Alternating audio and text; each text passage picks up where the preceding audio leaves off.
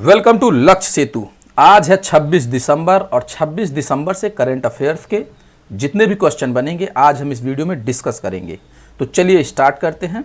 यह है आपका पहला क्वेश्चन, सुशासन दिवस प्रतिवर्ष कब मनाया जाता है? तो इसका आंसर हो जाएगा 25 दिसंबर। 25 दिसंबर को सुशासन दिवस हर साल मनाया जाता है। ठीक है, यह अटल बिहारी वाजपेयी की जयंती का प्रतीक है। ठीक है, इसे पहली बार 2014 में देखा गया था। ठीक है, यह पारदर्शिता, जवाबदेही और नागरिक केंद्रित शासन पर ध्यान केंद्रित करता है। ठीक है, और यह नैतिक प्रशासन और लोकतांत्रिक मूल्यों को बढ़ावा देता है।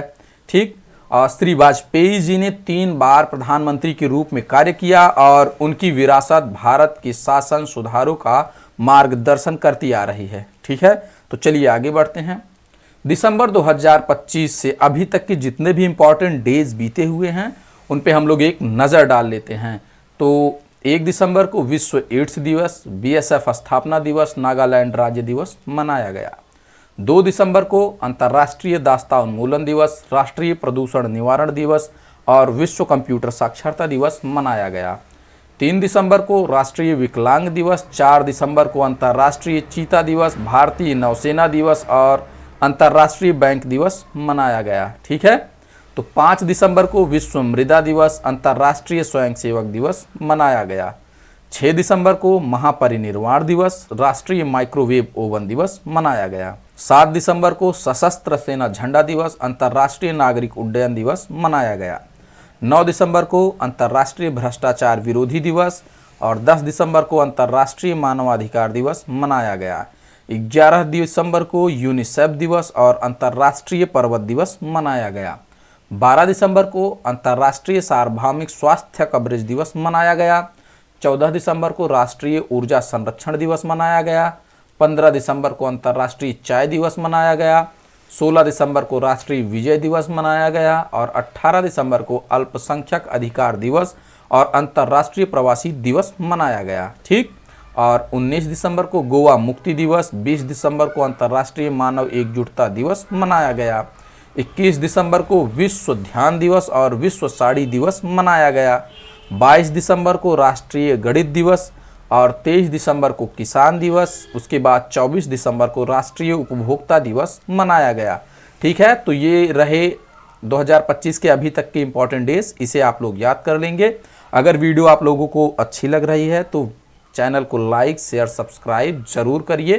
तो चलिए आगे बढ़ते हैं। भारत का सबसे बड़ा वृत्ताकार पत्थर का भूल भुलैया हाल ही में किस राज्य में खोजा गया? तो इसका आंसर हो जाएगा महाराष्ट्र। महाराष्ट्र में पत्थर का सबसे बड़ा भूल भुलैया जो है खोजा गया। ठीक है, महाराष्ट्र के सोलापुर में भारत का सबसे बड़ा गोलाकार पत्थर का भूल भुलैया मिला है।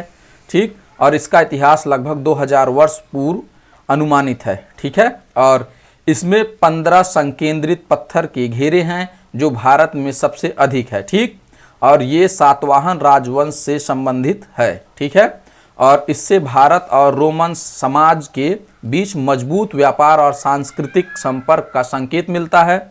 संभवतः इसका उपयोग व्यापार मार्ग के चिन्हक और नौवहन सहायता के रूप में किया जाता था। ठीक है, तो चलिए आगे बढ़ते हैं। मैप में देख लेते हैं महाराष्ट्र कहाँ पर स्थित है। तो महाराष्ट्र यहाँ पर स्थित है और महाराष्ट्र की कैपिटल क्या है? मुंबई। और सीएम कौन है?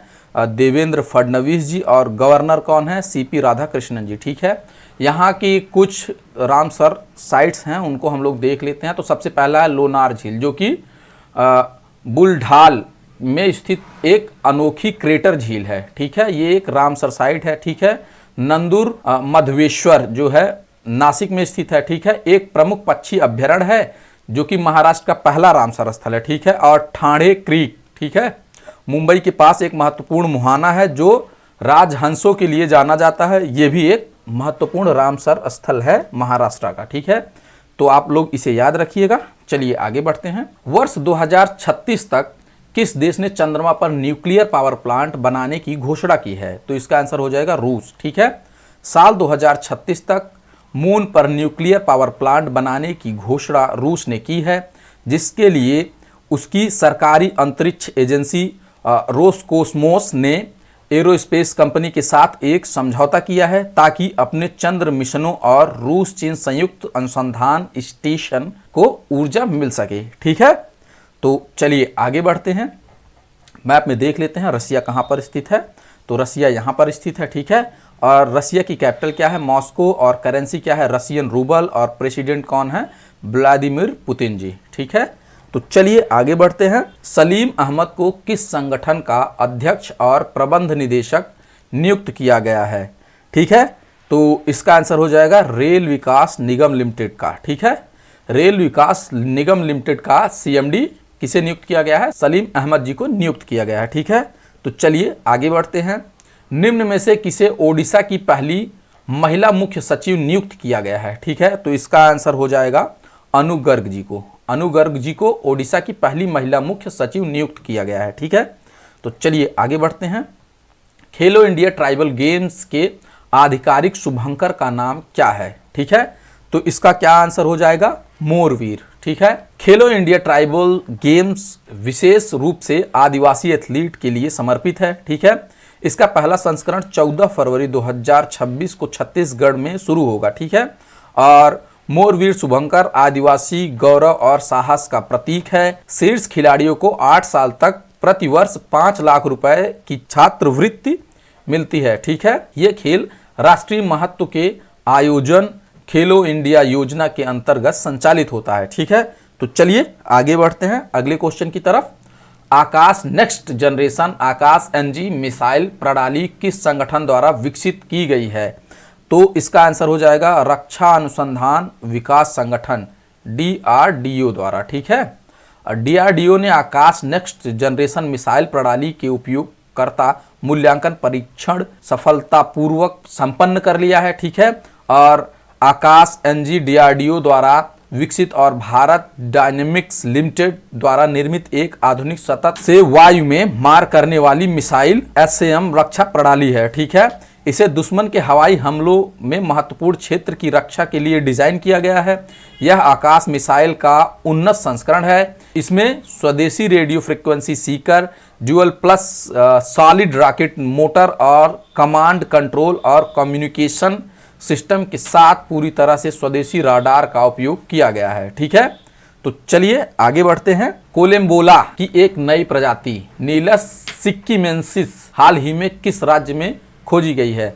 तो इसका आंसर हो जाएगा सिक्किम। ठीक है, सिक्किम में कोलम्बोला की नई प्रजाति और नीलस सिक्किमेंसिस हाल ही में खोजी गई है। ठीक है, भारतीय प्राणी सर्वेक्षण के वैज्ञानिकों ने सिक्किम के उच्च पहाड़ी क्षेत्र में नीलस सिक्किमेंसिस की खोज की है। यह कोलम्बोला की एक नई प्रजाति है जो मिट्टी में रहने वाले सूक्ष्म आर्थ्रोपोड होते हैं। ठीक है, भारत ने नीलस जीनस की यह पहली बार खोज की है। ठीक है, इस खोज के साथ विश्व स्तर पर नीलस प्रजातियों की कुल संख्या बढ़कर 8 हो गई है। इस प्रजाति का शरीर सूक्ष्म होता है और मिट्टी में काई के भीतर गहराई में रहने के लिए अनुकूलित होता है ये। ठीक है, इसमें आंखें नहीं होती है जो अधेरे भूमिगत वातावरण के अनुकूलन को दर्शाती है। ठीक, तो चलिए आगे बढ़ते हैं। निम्न में से किस राज्य में दुनिया का सबसे बड़ा ओपन एयर थिएटर फेस्टिवल धनु यात्रा को शुरू किया गया है? तो इसका आंसर हो जाएगा ओडिशा। ओडिशा में धनु यात्रा शुरू की गई है। ठीक है, तो चलिए आगे बढ़ते हैं। निम्न में से किसके द्वारा हाल ही में लॉन्च की गई द ग्रेट सैक्सन्स हैक नामक किताब लिखी गई? तो इसका आंसर हो जाएगा उर्जित पटेल जी, जो कि भारत के गवर्नर भी रह चुके हैं RBI के। ठीक है, ये RBI के गवर्नर भी रह चुके हैं। ठीक है, तो चलिए आगे बढ़ते हैं। शहीद हफ्ता को अन्य नामों से भी जाना जाता है, मतलब शहीद हफ्ता को अन्य किस नाम से जाना जाता है? तो इसका आंसर हो जाएगा वीर बाल सप्ताह। ठीक है, शहीदी हफ्ता 20 से 27 दिसंबर तक मनाया जाता है और शव का अंतिम संस्कार 28 दिसंबर को किया जाता है। ठीक है, ये घटनाएं दिसंबर 1704 ईस्वी में घटी और यह चारों साहिबजादों और माता की शहादत की याद में मनाया जाता है। ठीक है, चमकौर की लड़ाई में बड़े साहिबजादे की शहादत से जुड़ी हुई है और सरहिंद और ठंडा बुर्ज छोटे साहिबजादे और माता गुजरी जी की शहादत से जुड़े हुए हैं। ठीक है, वीर बाल दिवस 27 सितंबर छोटे साहिबजादे के बलिदान का प्रतीक है। ठीक है, तो चलिए आगे बढ़ते हैं, जो कि आज का प्रश्न है, निम्न में से किसके द्वारा भारत का पहला रोलिंग बजट पेश किया जाएगा। ठीक है, तो इसका आंसर आप लोग हमें कमेंट बॉक्स में देंगे, और अगर वीडियो आप लोगों को अच्छी लग रही है तो वीडियो को लाइक शेयर सब्सक्राइब जरूर करें, और मैं आपसे डेली रिक्वेस्ट कर रहा हूं कि वीडियो को आप लोग पूरा देखिए। तो चलिए आगे बढ़ते हैं। किस देश को नीले आकाश की भूमि के रूप में जाना जाता है, ये आपका कल का प्रश्न है, जिसका उत्तर होगा मंगोलिया। ठीक है, मंगोलिया को नीले आकाश की भूमि के रूप में जाना जाता है। ठीक है, मंगोलिया को नीले आकाश की भूमि के रूप में जाना जाता है क्योंकि यहाँ साल के लगभग 250 से 300 दिन तक दिन के समय नीला आकाश रहता है। ठीक है, और यहाँ बादल कम बनते हैं, जिससे यह अपने शानदार नीले आकाश के लिए प्रसिद्ध है। ठीक है, तो चलिए वन लाइनर रिवीजन की तरफ चलते हैं। भारतीय वानिकी अनुसंधान एवं शिक्षा परिषद का मुख्यालय कहाँ स्थित है, तो इसका आंसर हो जाएगा देहरादून। और पालियार जनजाति मुख्य रूप से किन राज्यों में पाई जाती है, तो इसका आंसर है तमिलनाडु और केरल में।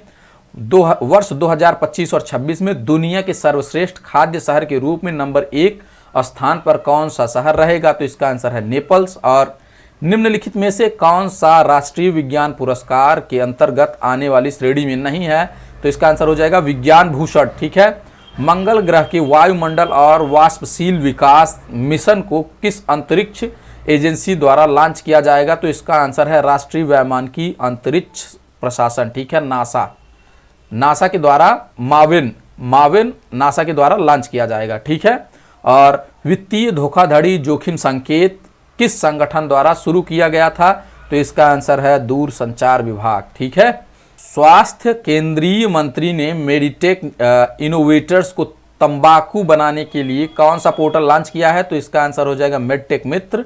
और पाठ मित्रों किस मंत्रालय या निगम द्वारा जूट किसानों की मदद के लिए शुरू किया गया, तो इसका आंसर हो जाएगा भारतीय जूट निगम के द्वारा। ठीक है, हाल ही में किसे भारत के सर्वोच्च विज्ञान पुरस्कार विज्ञान रत्न से सम्मानित किया गया, तो इसका आंसर हो जाएगा जयंत विष्णु नार्लिकर।